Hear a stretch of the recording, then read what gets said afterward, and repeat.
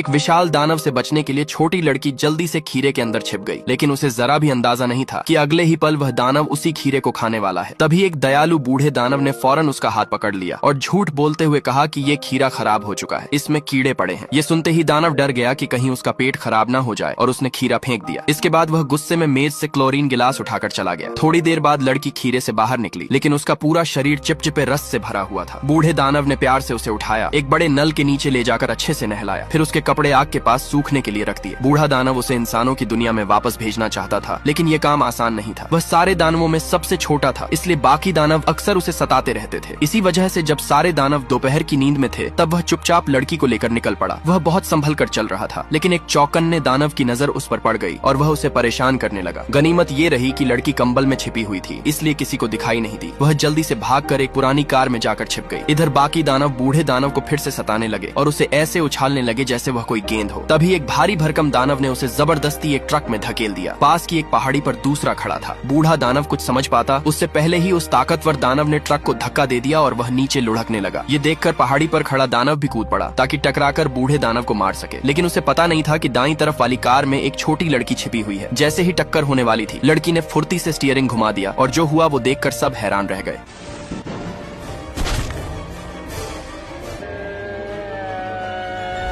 बूढ़ा दानव बिल्कुल सुरक्षित बच गया। ये देखकर सारे दानव और चिढ़ गए और फिर से उसके कान खींचने लगे। तभी अचानक साफ आसमान से जोरदार बारिश शुरू हो गई। दानवों की दुनिया बहुत ऊंचाई पर थी, इसलिए बिजली गिरने का भी खतरा था। डर के मारे सारे दानव इधर उधर भाग गए और बूढ़ा दानव अकेला रह गया। बूढ़े दानव ने फिर से लड़की को उठाया, अपने चश्मे लगाए और उसे सुरक्षित इंसानों की दुनिया में वापस पहुंचाने के लिए निकल पड़ा।